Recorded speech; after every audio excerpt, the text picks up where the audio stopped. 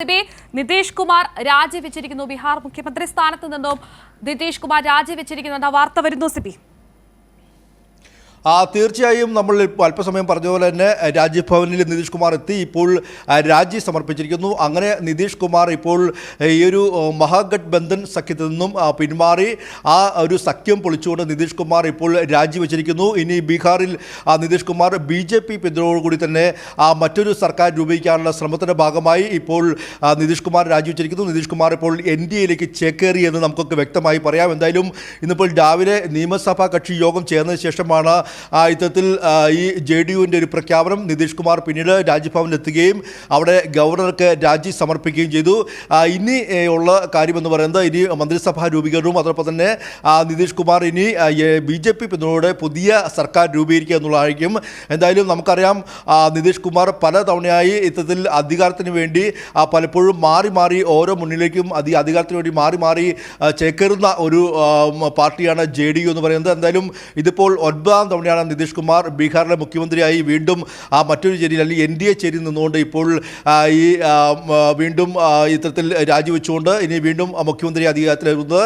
ഇനി നിതീഷ് കുമാർ രാജിവെച്ചാൽ ഇനി പുതിയ മന്ത്രിസഭ ഇനി അധികാരത്തിൽ വരും. അത് വൈകിട്ട് 5 മണിയോടെ BJP പിന്തുണയിൽ പുതിയ മന്ത്രിസഭ അധികാരത്തിൽ വരുമെന്നുള്ളതാണ് നമുക്ക് ലഭിക്കുന്ന വിവരം.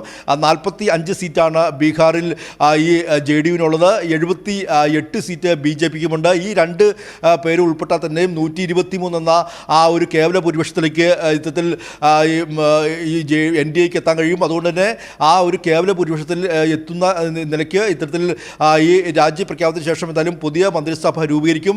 ഇതിൽ നമുക്ക് ലഭിക്കുന്ന വിവരമനുസരിച്ച് നിതീഷ് കുമാർ തന്നെയായിരിക്കും മുഖ്യമന്ത്രി എന്നുള്ളത് തന്നെയാണ്. എന്നാൽ 2 ഉപമുഖ്യമന്ത്രിമാർ BJPക്ക് നൽകാനുള്ള സാധ്യതയുണ്ട്. ഉപമുഖ്യമന്ത്രിമാരും അതോടൊപ്പം തന്നെ സ്പീക്കർ സ്ഥാനവും BJPക്ക് വേണമെന്നുള്ള ആവശ്യം നേരത്തെ ഒരു ധാരണയായിരുന്നു. മാത്രമല്ല നിലവിൽ ഉള്ള മന്ത്രിസഭയിൽ RJDക്ക് നൽകിയിരുന്ന വകുപ്പുകൾ ഇനി BJPക്ക് നൽകാനുള്ള BJP MLAമാർക്ക് നൽകാനുള്ള ഒരു അത്തരത്തിലൊരു ധാരണ കൂടി ഉണ്ട്. ആ ഒരു ധാരണ പ്രകാരമാണ് ഇപ്പോൾ നിതീഷ് കുമാർ ഇപ്പോൾ NDAയിലേക്ക് ചേക്കേറിക്കുന്നത്. എന്തായാലും ഇന്ത്യ മുന്നണിക്ക് ഇതൊരു വലിയ തിരിച്ചടിയാണെന്ന കാര്യത്തിൽ യാതൊരു സംശയമില്ല. പ്രത്യേകിച്ച് നമുക്കറിയാം ഇന്ത്യ മുന്നണിക്ക് വേണ്ടി ഒരു BJP സർക്കാരിനെ താഴെക്കാൻ വേണ്ടി ഒരു പ്രതിപക്ഷ ഐക്യം അല്ലെങ്കിൽ ഇന്ത്യ സഖ്യം വേണമെന്നൊരു ആവശ്യവുമായി മുന്നോട്ട് വന്നവരിൽ ഏറ്റവും പ്രധാനി നിതീഷ് കുമാർ ആയിരുന്നു.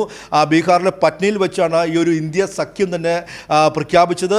പക്ഷേ അതേ നിതീഷ് കുമാർ തന്നെ ഇന്ത്യ സഖ്യത്തെ കൈവിട്ടുകൊണ്ട് ഇപ്പോൾ ഈ NDA മുന്നിലേക്ക് പോകുന്നു എന്നുള്ള പ്രധാനപ്പെട്ട വാർത്തയാണ്. അത് ലോക്സഭാ തെരഞ്ഞെടുപ്പ് പടിവാതിക്കൽ നിൽക്കെ ഇത്തരത്തിൽ ആളുകളെ അതായത് ഈ ലോക്സഭാ തെരഞ്ഞെടുപ്പ് അടുത്തിരിക്കെ ഇത്തരത്തിൽ ഈ നിതീഷ് കുമാറിൻ്റെ സഖ്യത്തെല്ലാം തന്നെയും ഇങ്ങോട്ടേക്ക് കൊണ്ടുവരാനുള്ള ശ്രമം BJP നേരത്തെ തന്നെ ശ്രമിച്ചിരുന്നു. ഇതിൻ്റെ ഭാഗമായി തന്നെയാണ് വളരെ നാളുകൾ നീണ്ട ചർച്ചയ്ക്ക് ശേഷമാണ് ഇപ്പോൾ നിതീഷ് കുമാർ ഇപ്പോൾ ഈ ഒരു മഹാസഖ്യത്തെ പൊളിച്ചുകൊണ്ട് വീണ്ടും ഇപ്പോൾ NDAയിലേക്ക് ചേക്കേറുന്നത്.